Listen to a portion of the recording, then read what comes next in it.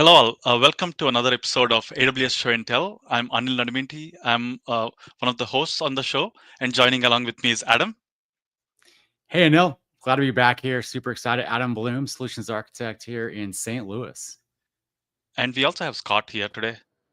Hey everyone, Scott Mishra, the Solutions Architect as well at AWS. Excited to join the chat, moderate, and try to keep everything lively with all our chats going on today. Excellent. We have a very interesting topic today, right, Adam? Oh yeah, I'm super excited. I think we're going to talk about Claude Code and Claude 4. I'm really excited about Claude for Code. How about you? Claude, yeah. I mean, there's a lot happening in that space, the state-of-the-art models, and there's a lot to unpack here today, along with Strands Agents in action. So we have our guests joining us to present on the topic. Jawhny and Eric. But meanwhile, Scott is looking at the chat. So please keep your questions coming in. Let us know where you're joining from. I'm joining in from New Jersey today. Okay, St. Louis, Missouri, and Houston, Texas, South Coast. Let's go. Nice. All right. So let's get Jawhny and Eric here into the show. Hey, how's it going, everyone? Hey there, folks. Happy to be here. I will get my screen share and we can kick this off. Sure. Yeah, Jawhny, maybe just introduce yourself and we'll then go to Eric and then we can get started. Sure. My name is Jawhny Cooke. I'm an Anthropic Specialist SA here at AWS. That's an odd title to have here at AWS. And so what that really means is that I'm an SA, just like everyone else here on this conference here. But the difference is that I spend 80-90% of my time working on Anthropic models or with the Anthropic team to make life better for customers like yourself, as well as engineers, SAs, and so on. And I'm Eric Burns. I'm Anthropic's head of AI partner strategy. Spent a lot of my time with AWS doing everything from executive presentations to product strategy briefings to sales enablement to rolling up my sleeves and slinging code with Jawhny. Today is an exciting topic, right? So, I mean, we have Claude 4, MCPs, agents, Strands agents, right, Adam? And I still see that you have the E equal to MCP back in the on the whiteboard. It's still all the rage. MCP, I think, is here to stay. Yeah, love the MCP. Yeah, love the MCP. And yeah, I mean, Claude 4, MCP, Strands, Bedrock, like we have so many amazing cutting edge technologies. I'm really excited to see how this all comes together. And we have like this action-packed episode today with demos from what Eric is going to show us today, and I don't want to share what he's going to present, but I think it's very exciting. And Jawhny is going to share like a conversation on interleaved thinking and a demo there, right? So let's get into the episode here. Let's get started. All right, shall I take it away? Yep. You got it. Great. Well, thank you all for joining us here. I am excited to talk to you about a couple of things. So first off, let's just introduce, for those who have not been following closely, let's introduce our models. So Anthropic just released the latest generation of our frontier models. This is the Claude series and Claude 4. It's a major version number. It's a pretty significant capability bump, even from Sonnet 3.7, which I think was already a pretty great model. And so let's take a look at some of the features. And if I seem distracted, I'm teeing up a bit of a demo in the background here so we can save ourselves some time. Claude 4 Opus is the most powerful model that we've created. It's the largest parameter count. It's the most powerful reasoning model. That means it can do both immediate responses and extended thinking. And in particular, it's the brains behind Claude Code, which is our coding agent. And it's exceptionally good at planning and managing complex tasks with long time horizons. And so Opus is really a shot in the arm for Claude Code. Claude Sonnet 4 is the successor to our most recent, smartest, safest frontier model, which was Sonnet 3.7. So Sonnet 4 is a drop-in replacement. It's probably a little bit better speed, significantly improved both coding and intelligence performance. And it's the great balance between speed and intelligence. The jump over Claude 3.7 Sonnet is pretty significant. We've gained a whole 10 points on SWE-bench, which, to put it another way, closes 1/3 of the distance between the last model performance and saturation of this eval, which is a very challenging software engineering eval. So you can see here that Claude 4, Opus, and Sonnet are roughly neck and neck. I don't think this quite shows the subjective difference between the two, but in my experience, Opus is just a little bit stronger in managing complex code bases, working with large code files, and very delicate changes. And Sonnet is, of course, the workhorse. Our models improve across the board in every release. So everything from general intelligence to being better at steerability and instruction following to just writing quality and citing sources. But in this particular case, we've gotten major benefits in coding capabilities, just raw code understanding, coverage of languages, understanding of patterns.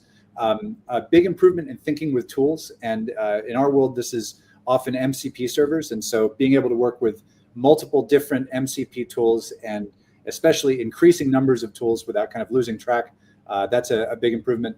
We're also better at working with agentic search, which is kind of exploring a search domain, or in our case, a code base, agentically, basically doing a search, getting the information, processing it in context, and then doing another search. And then finally, we've also added memory capabilities, which Claude Code takes advantage of as a way to manage its context window. So one of the coolest things about working with Claude Code in long-running sessions is that it periodically compresses its context window into a memory file and then pulls it back in to start a new session, but basically able to pick up where it left off. So I think I covered a bit of this, but here's a very close, maybe drive-by look at where we've improved on Claude 4 Opus. In particular, it's really good with agentic coding. This is where you can see a slight improvement over Sonnet in the Opus model. And just in general, it's kind of our smartest model across the board. And again, Sonnet is a successor to Sonnet 3.7. It's, again, for most coding tasks, it's neck and neck with Opus. And so if you're building a coding application or you're advising customers or partners on working with models, start with Sonnet 4. And if for some reason it's not smart enough or isn't keeping up with the task, then upgrade to Opus. So Eric, going back to that slide really quick, just curious for, I think you kind of brought it up there. For coding or various tasks like writing or maybe just reasoning over like different, RAG databases or, doing text to SQL, all these kind of agentic tools and things like that. How should customers think about, besides the cost aspect between Opus and Sonnet? Like, you mentioned going to Sonnet first, but, for example, it's interesting, like on the agentic coding SWE-bench, Sonnet actually performs slightly better than Opus, but Opus is obviously definitely the smarter model. So how should customers think about this as they want to go into production with these models? Definitely reach for Sonnet first. It's a significant cost and I think also latency premium over Opus. Opus is, we're almost reaching the point where a lot of the capabilities that people expect from frontier models are kind of present in every model within a given generation.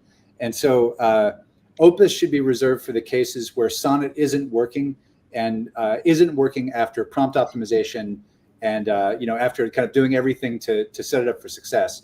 In that case, Opus just tends to have a little bit longer, little bit better handling of very long context and kind of keeping all thoughts in mind at the same time, metaphorically. It tends to also be a little bit better at task decomposition and planning and kind of keeping the plot in a very long-running conversation or a very long-running coding session.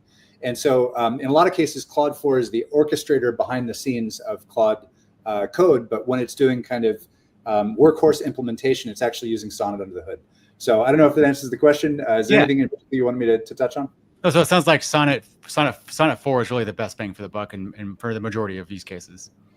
Definitely. And, Opus, our CEO, Dario, said in passing that Opus was the first model that he's had experience with that genuinely gave him pause about whether it was a human writing or a machine writing. And this is somebody that has seen a lot. So I think that's a strong positive statement about Opus, but it gives you a sense of, how far these models have been pushed and, how smart they are at this point that for most applications, Sonnet and Opus are can't be distinguished from the end user's perspective, but Opus has that little extra juice for very complex tasks.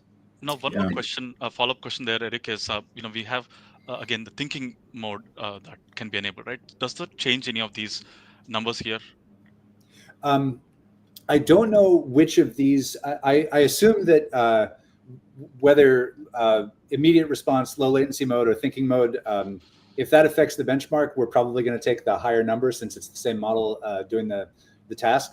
But yes, they both support extended thinking mode, and you can configure the amount of token budget that you want to allocate to thinking before the model switches gears and then produces the response.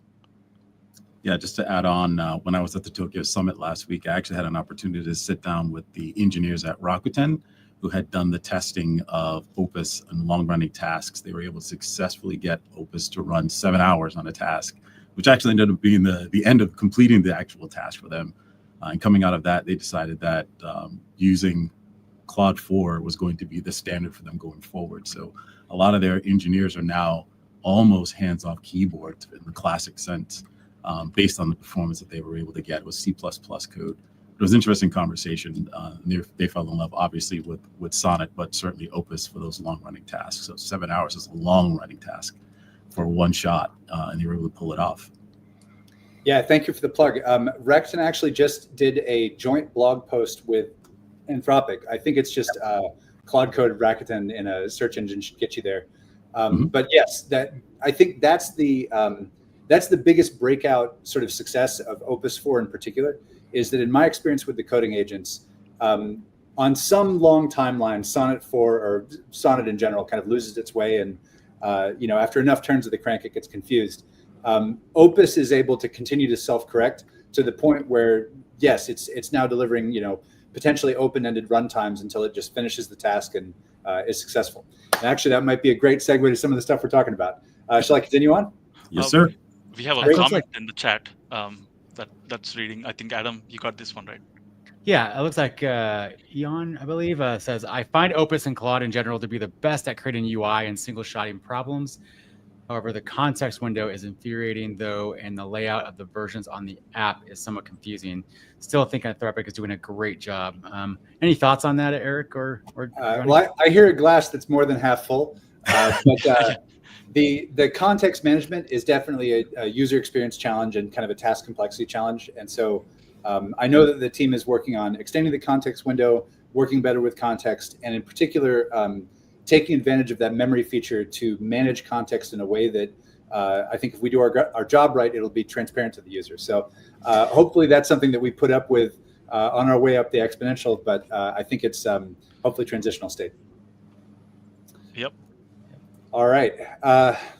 So to segue from talking about the models into talking about what we can do with them, it's great to talk about MCP. And I know this is a technical audience, so hopefully everybody has heard of it by now. But MCP, or Model Context Protocol, is a technology that we developed at Anthropic to serve as an interconnection layer between any type of LLM, potentially any inferencing model, period, and the data sets where people store useful data and keep systems of record and have live systems that you might want to query that have information that isn't in the base model knowledge. And so we created this protocol because there was kind of a fragmented development landscape where people were building direct connections between thin wrappers around LLMs and the applications they wanted to integrate. And this was a very time-consuming process. It wasn't sort of generating standards. It didn't take advantage of model training feedback loops. And so we created this protocol that basically defines these two entities. And this is kind of all you need to know about with MCP. There are MCP clients, and these are the systems that want the data. So the MCP client is usually wrapped around the LLM. And then there are MCP servers, and these have the data, or they have the functionality. And so MCP is just a way of defining what each side of the equation can do and is seeking. And the LLM magic sort of figures out how to do the translation. But in practice, you can think of MCP as a bridge between the world of LLMs, which think and work in natural language, and the world of traditional APIs, which work entirely in structured data and API calls and traditional programming. So these were the bad old days when you integrated your app directly with your custom implementation, you tuned your prompt, you built maybe tools from scratch, and then finally you got it to the data.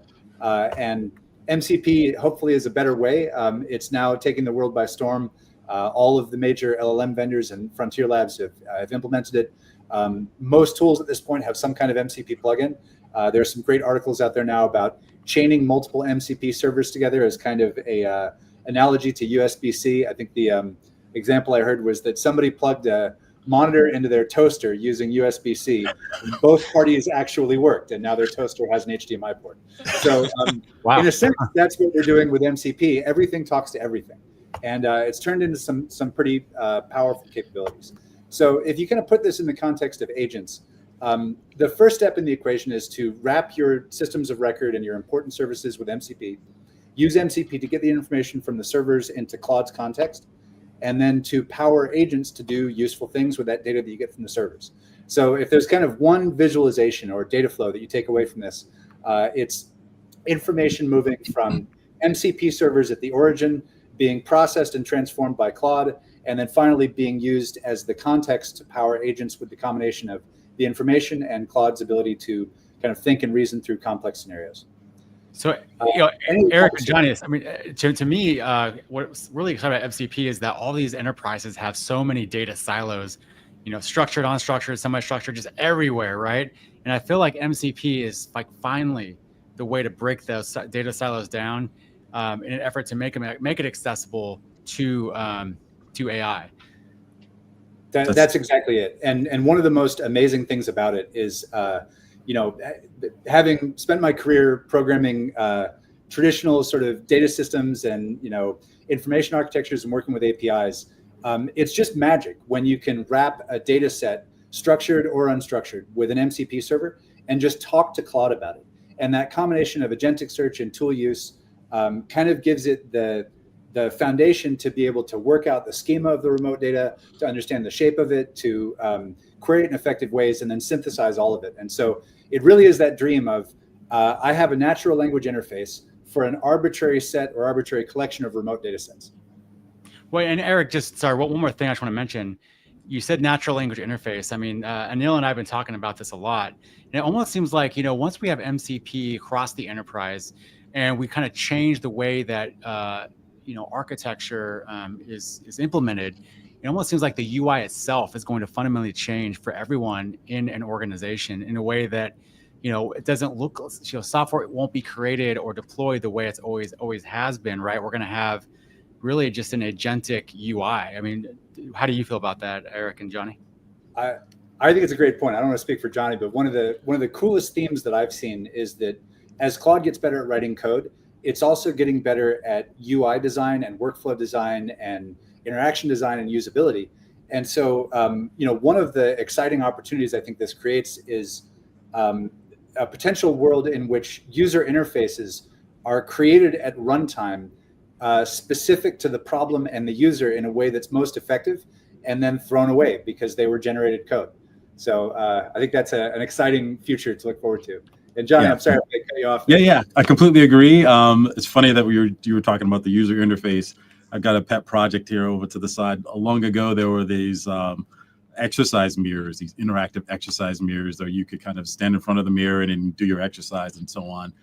That product has since been discontinued, but I found one on eBay for really, really cheap. And I've started to integrate Claude with the camera that sits behind this one-way glass or two-way glass on that mirror to use it as one of the ways that Claude can actually interface with me. So I'll stand in front of the mirror.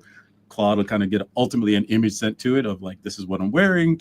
It can go take a look at what I have in my closet and go, maybe you want to wear some brown shoes with that, or maybe you want to wear, that black tie with that. So you're right. You should update the memory. You should update the memory with everything you have, and it's going to suggest you. Keep going. Yes, exactly. Well, that's the big project for my wife, to take a picture of all the clothes, so she doesn't have to do I don't have any clothes to wear. It's like a closet full of clothes. Anyhow, yes, you're right. The way that you interact with these language models is very definitely changing. That is an incredibly cool project. And actually, it's one of my favorite outside of work side project uses of Claude is that it's also very good at hacking legacy embedded systems so that you can make them your own. So good partner. That's exactly right.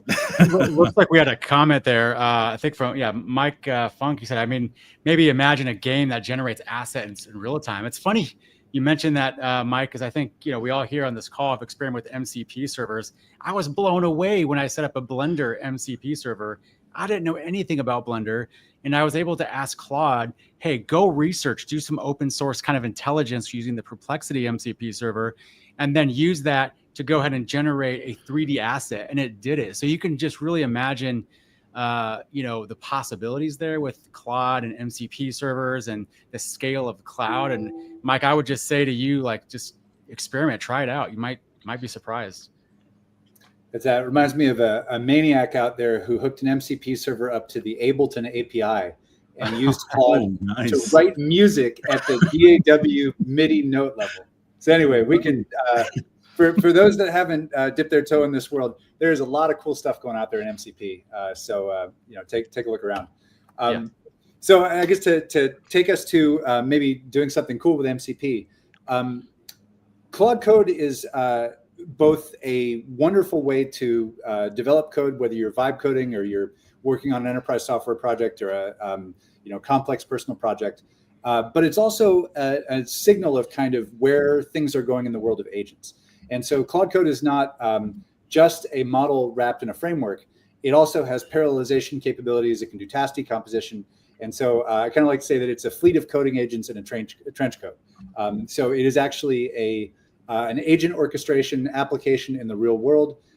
It's pushing the bounds of how much parallelization and kind of task decomposition we can get away with. And I think that's part of the secret to its very strong performance. So it's tightly coupled with our models. I think one of the coolest things about Claude Code is that it's in a very tight feedback loop with the coding models that we built at Anthropic. And so when something isn't working right in Claude Code, usually the team, if they diagnose it as a model issue, they can walk down the hall, talk to the model training team and say, hey, can you improve this? And so that's already delivered a bunch of improvements just since we started the feedback loop, I think less than about 6 months ago. So Claude Code is more than just an agent that can take in a directive and output some code. It's kind of a partner through the entire software development lifecycle. So if you think of sort of the beginning phase of understanding the task, converting that into steps and the changes that you have to make, figuring out how you're going to implement it, actually implementing it, building the test coverage, covering the comments, making sure that there's code consistency across parts of the code base, doing your deployment, testing it in production. All of these things are things that Claude Code can help with. And I think, lest folks think, well, they're going to take away the fun part. The most effective uses of Claude Code that I've seen are doing really difficult, unpleasant, very delicate code refactors and framework migrations and language ports from legacy languages to newer ones. And so ideally, as you incorporate it into what you're doing, your work with customers, try to give it the worst work and focus on the fun part for yourself. And I think you'll be pleasantly surprised. It's also worth mentioning it integrates with IDEs. So we just recently released a VS Code integration and support for GitHub Actions. And GitHub Actions is really cool. It's a glimpse of the future. You can tag @Claude in your GitHub comments. And if you're running a instance of Claude Code on your machine, it will actually pull down the problem report, fix the work as an agent headlessly until it fixes the issue, stage the check-in, and basically deliver you a finished PR that you can review and commit following just saying, @Claude, can you please fix this for me? So we think that this is in many ways the future of software development. Claude can understand an arbitrarily large and complex code base. It's a command line tool, so it can invoke any of your command line tools. It's also an MCP server and an MCP client, so you can integrate with MCP workflows and multi-agent scenarios. It runs on basically anything that can run a node package. And I'm happy to say that because it's a client application exclusively, it's able to work with both our models securely, but also secure deployment through Bedrock with our great partners here at AWS. And so it is possible to have an environment where, in theory, you could have Claude Code running on a terminal inside of VPC, connecting to a Bedrock instance of Claude, and the information and the conversation would never leave that VPC. And any other security properties that our AWS friends would love to jump in with. That's all right. That's top of the list right there. You nailed it. That's the top use case, keeping your data private. Go ahead. So I just have a question really quick. Like power users of Claude Code, I feel like I'm becoming one of them. I think often generate like a plan before starting to code or vibe code perhaps, how do you think about like Claude's planning ability, in terms of like iterative test-driven development, like in those kind of workflows? And are there any like lessons learned or best practices like planning and in a true software development team? Like how should folks think about that? Yeah, that's a great question. So I think switching from kind of a tendency to try to one-shot things as code was, getting its feet under it and starting to become useful, to building a plan in advance was probably one of the like order of magnitude of output quality improvements that I've seen in the short life of Claude Code. And so the comment you made about test-driven development is exactly it. There's a great blog post that we wrote. I think if you just search for Claude Code blog or Claude Code best practices, you'll find it. But basically, the best practice for working with Claude Code for complex code is to either to keep it simple, ask it to create a plan, and this will of course use extended thinking mode and interleaved tool use. But basically, ask it to create a plan for what it's going to implement, and then explicitly prompt it and say, "Don't write any code yet."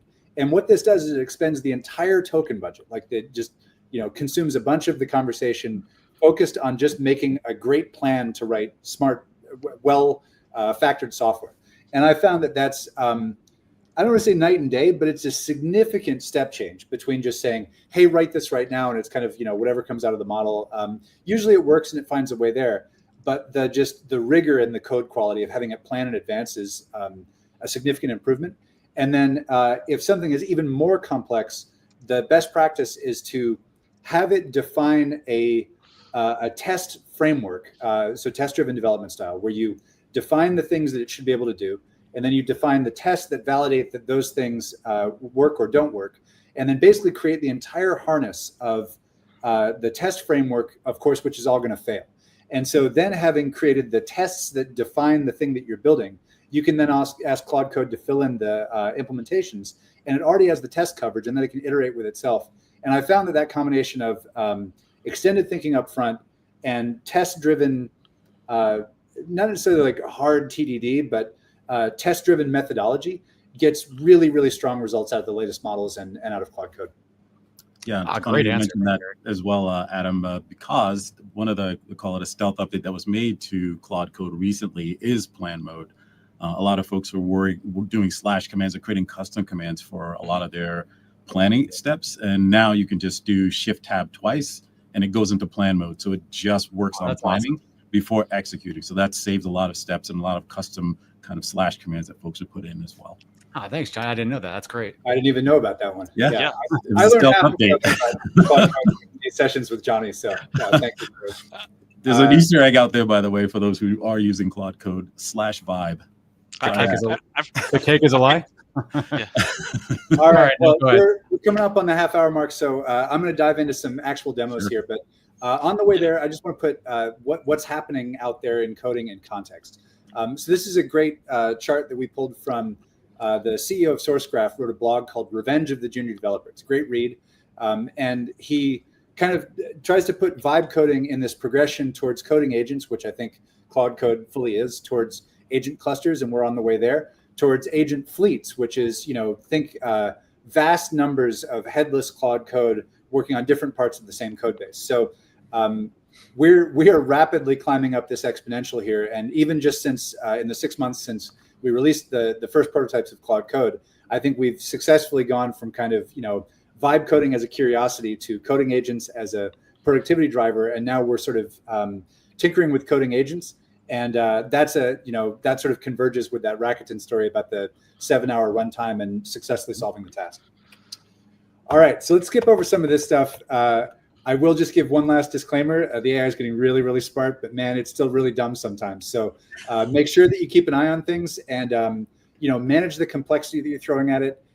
Make sure you kind of keep an eye on your factoring and don't let it sort of spiral out of control. And the third bullet there, humans should review everything going to production. That's still the case. We're not at the point where you want to YOLO these things into prod just yet, but maybe someday.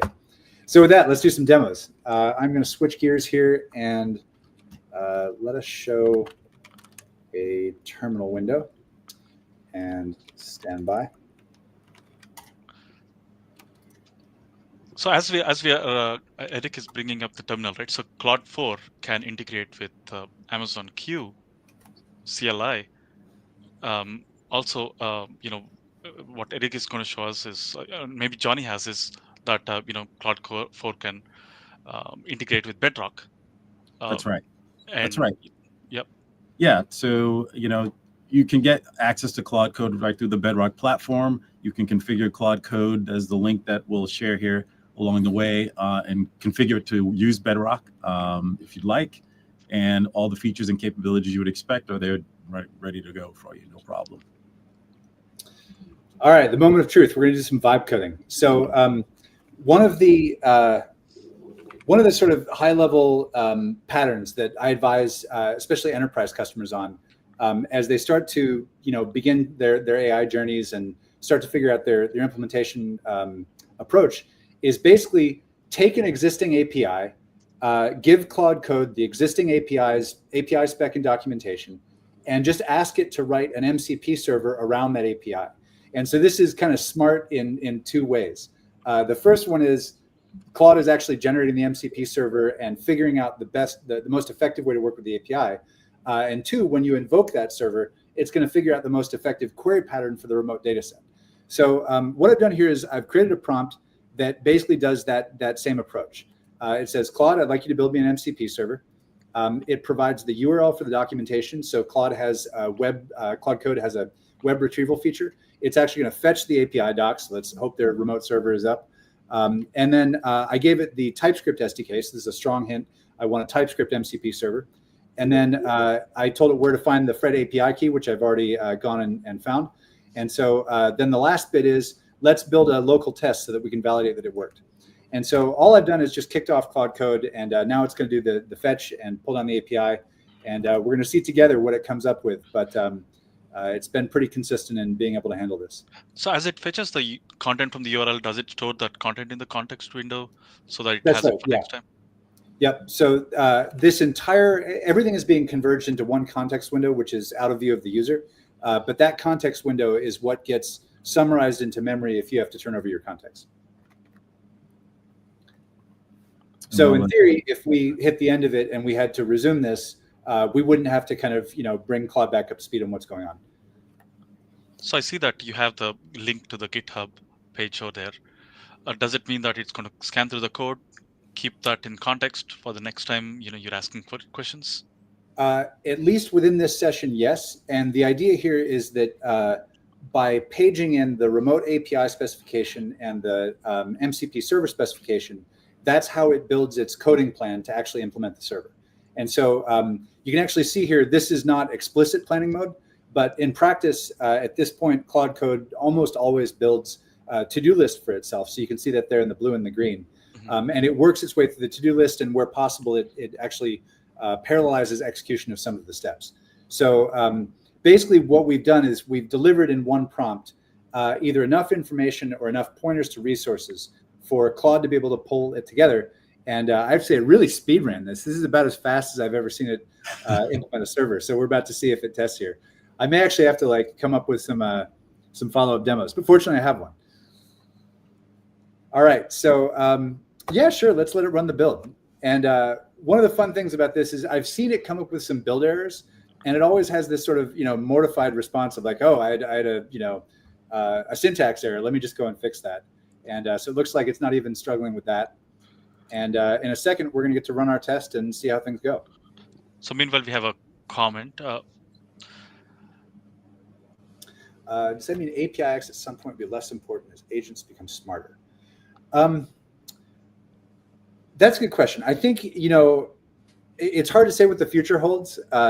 Maybe at some point there's a further breaking of boundaries between systems, but in my experience, there's just such a mass of legacy APIs and sort of patterns and practices for working with them and keeping them stable and delivering at high uptime. And I think Amazon leads the world in a lot of this.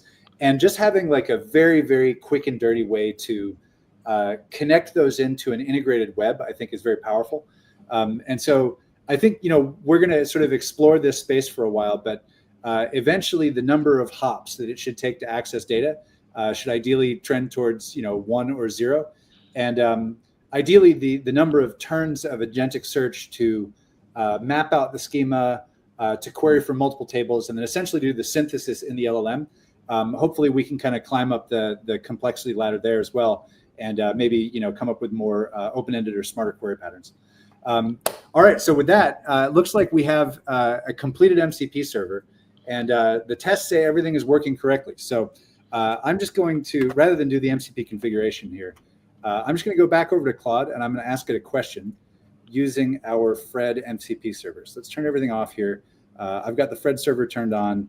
Hi, Claude, can you please use Fred to forecast the U.S. unemployment rate for the next?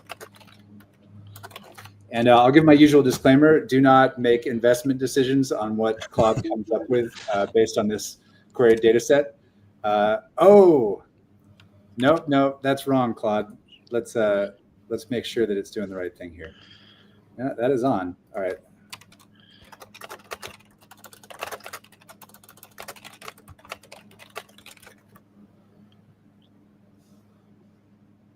So while it's pulling the data up, we have a question in the chat, Adam.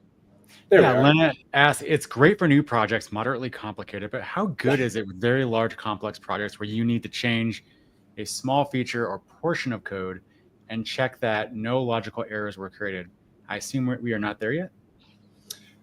If we're not there, we're getting very close. One of my favorite kind of big fish stories about this is that an engineer from our inferencing team, the team that writes the production code that streams the responses off of the Claude models, told me that we started as a research company, so this is not a huge surprise, but they were running a non-strongly typed Python code base in production, and this was kind of starting to irk people, and so he stayed up late one night with Claude Code, and he basically implemented strong typing on that production code base in one day.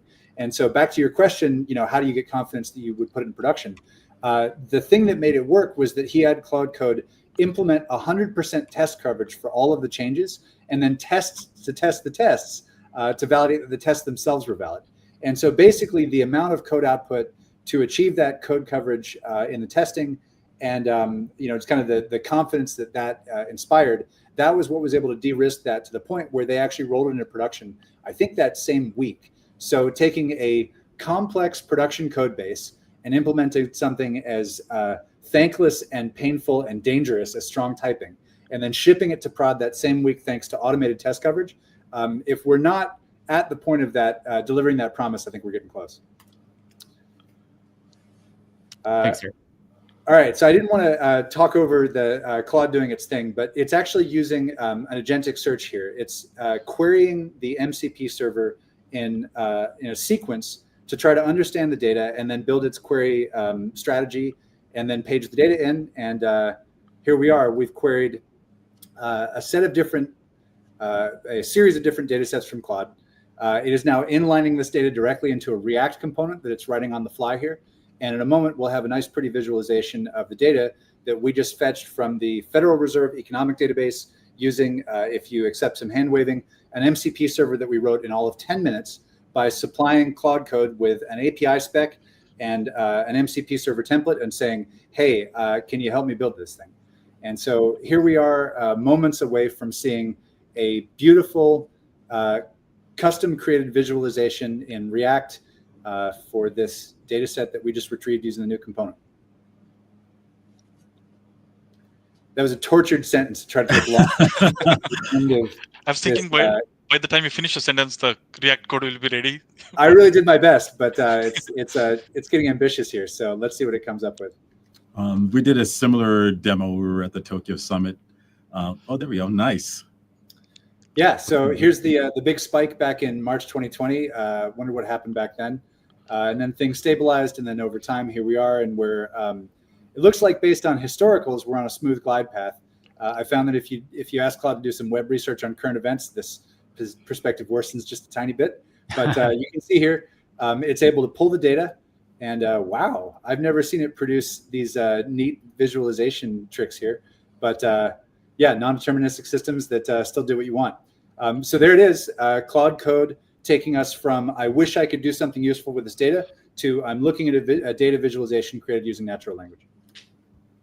Yeah, one of the things I love about Claude is just being able to take unstructured data and find structure out of it, or kind of refactor that to semi or totally structured data. I think it's really, really powerful. Or like entity extraction, classification.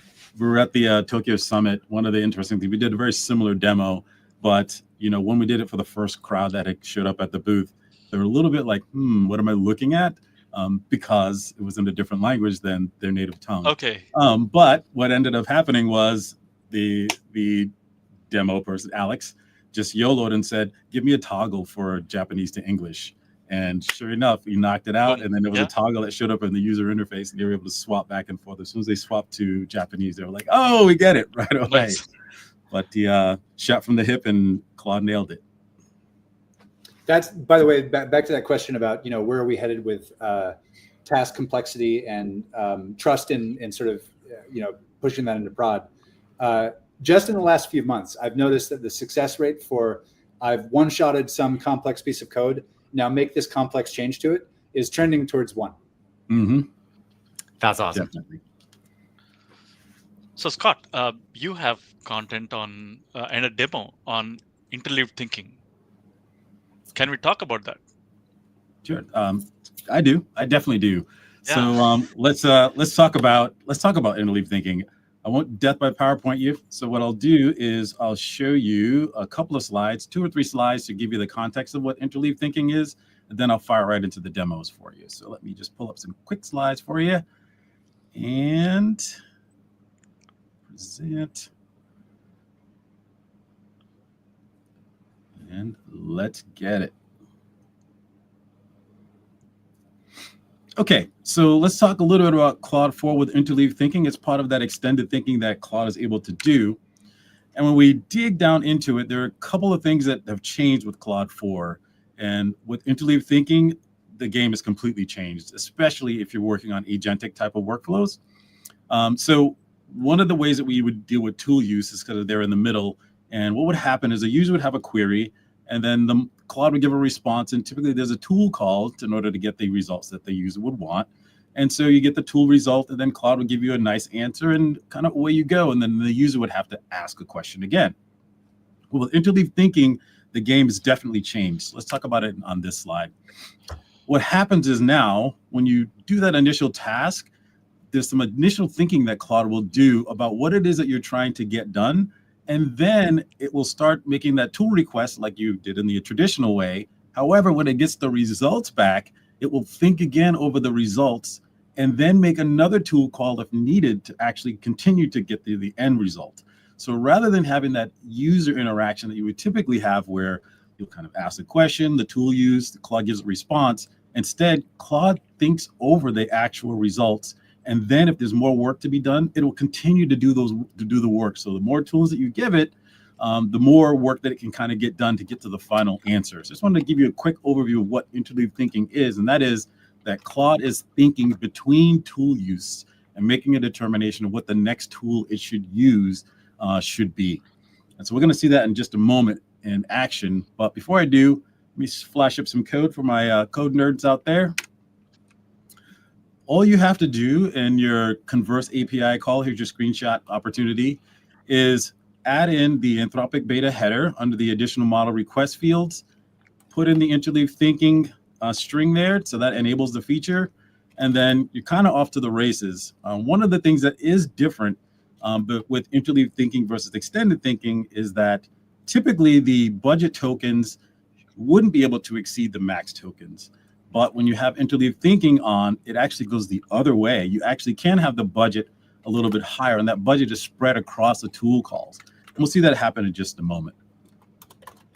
So let's jump into the demo. Let me hop out of there. And let me present the browser.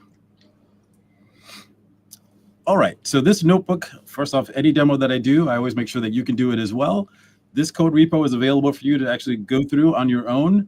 I won't go through all the code here, but what I will do is show you the prompt for, we're going to do a basic, an advanced, and then we'll show Strand Agents matched with interleaved thinking. And that's kind of the real game changer for me.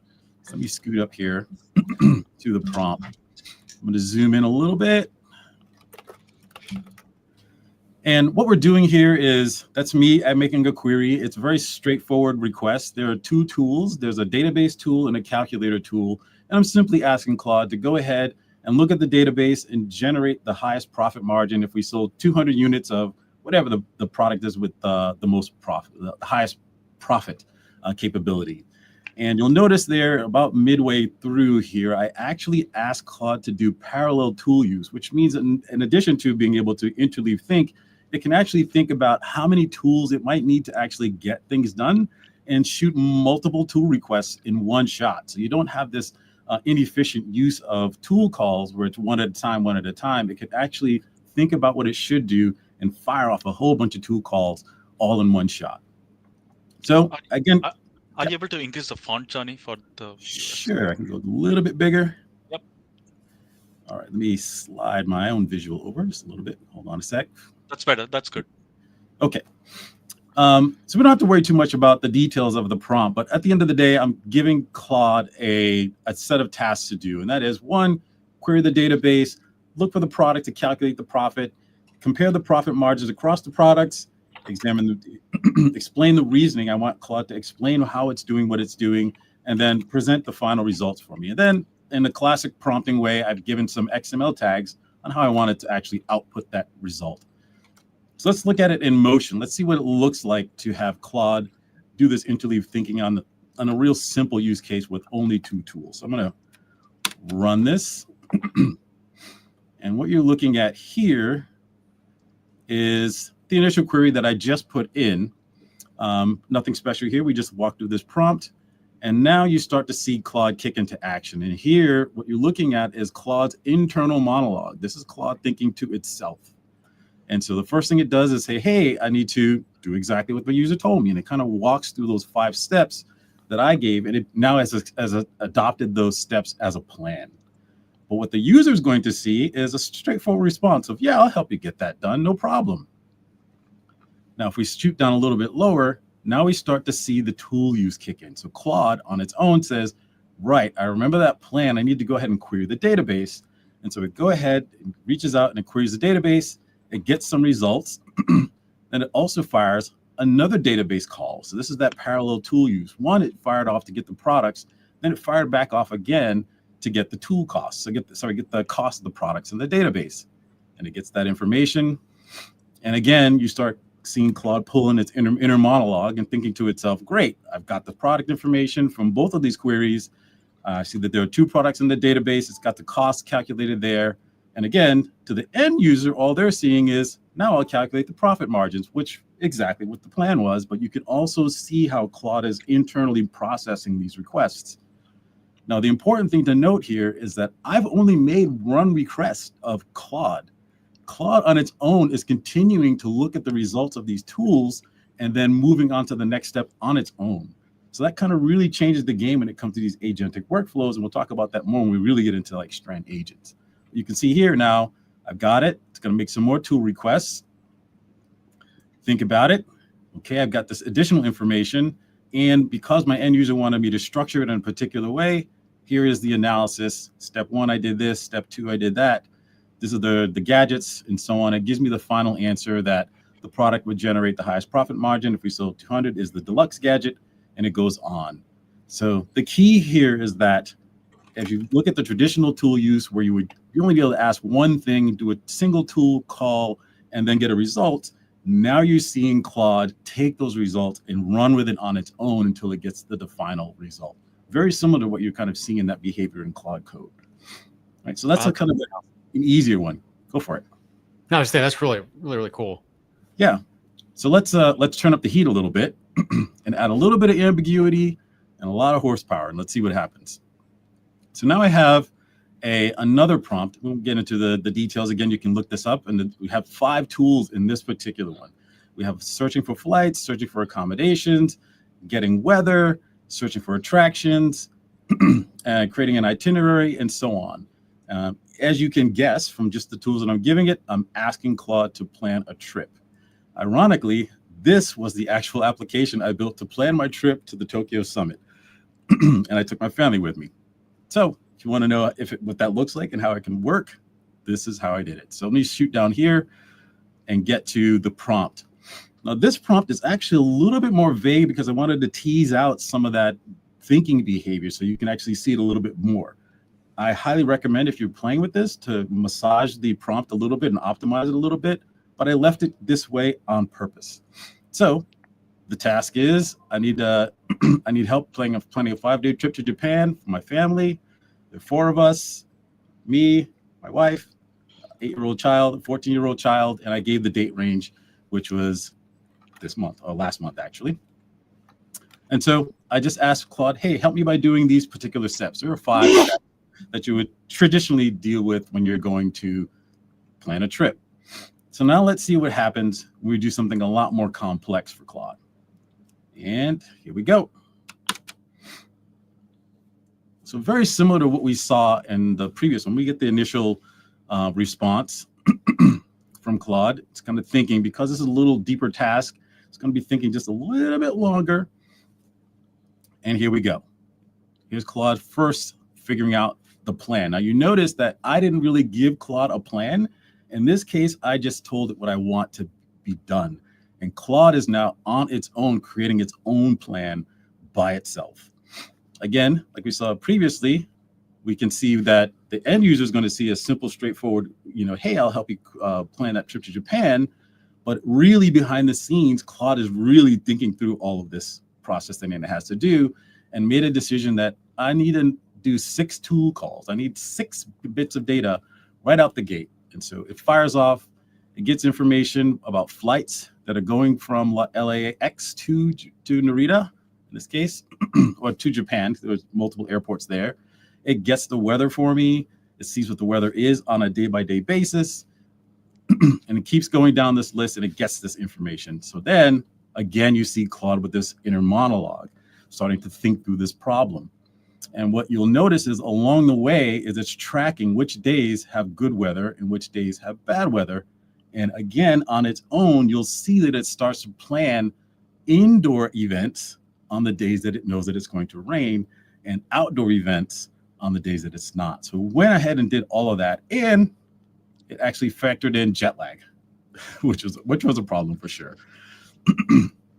So keeps on moving down the plan, does a full analysis of the initial information, and then again fires off another 8 tools. So again, you see that parallel tool call where Claude is on its own, taking my request for a trip and doing all these tool calls in the background to get the data that it needs to move forward with my request.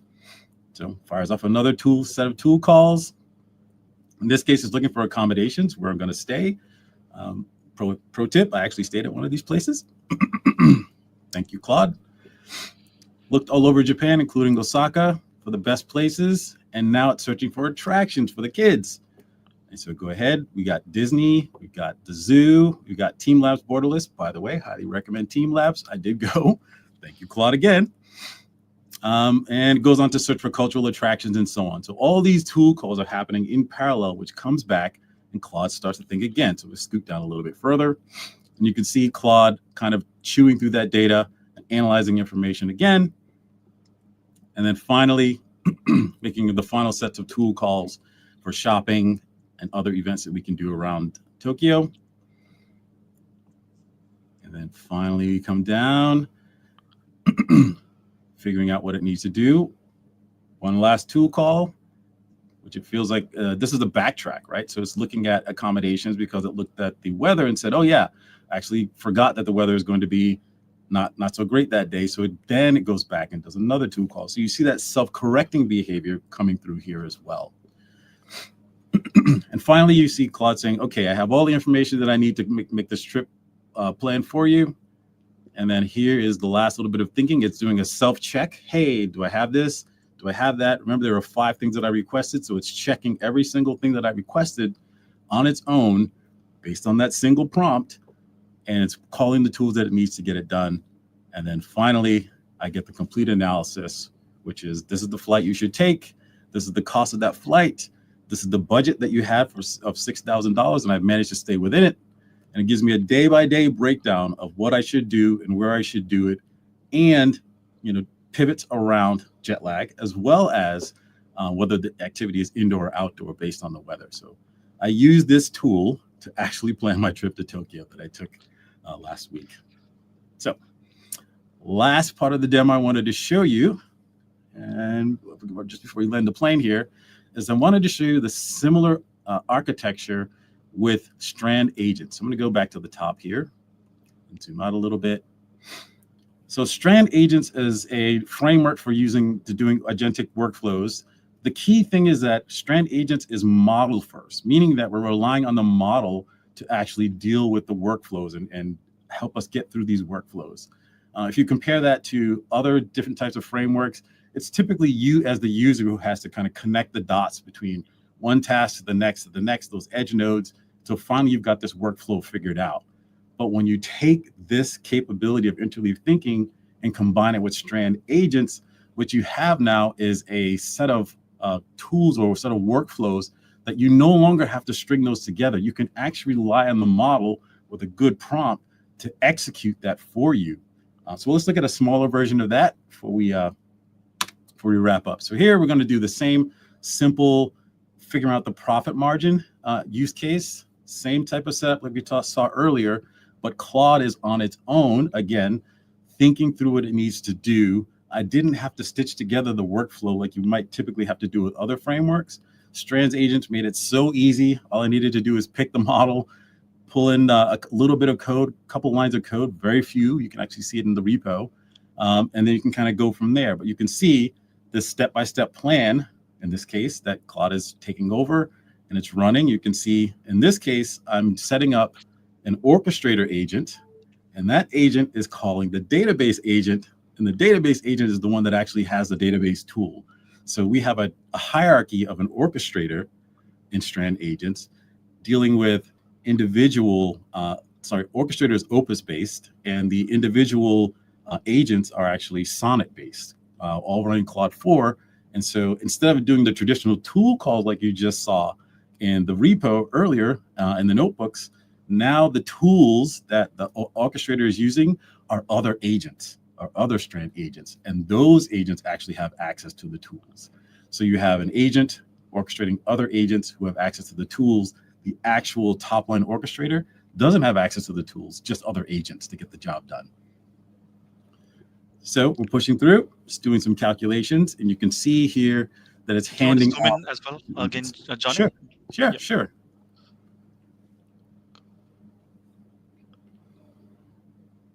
Cool. Coming in, and boom. So similar result as we had before, but again, in this case, we've kind of tied agents together using an agentic framework to get us there. So with that, let me stop sharing, come back, and let's talk about it. What a fascinating demo there, right? So interleaved thinking, stitching the tools together, including the intelligence. That's right.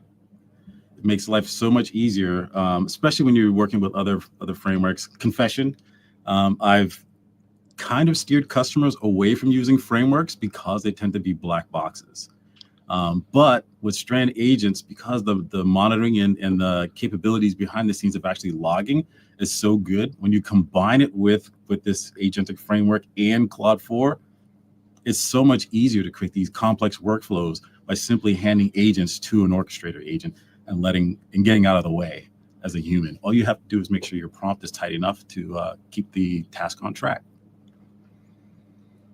It's awesome. Anil, do we want to just anything last words or anything for the audience? If you're feeling intimidated, don't be. Just wade in. It's new to all of us. Yeah, that's awesome.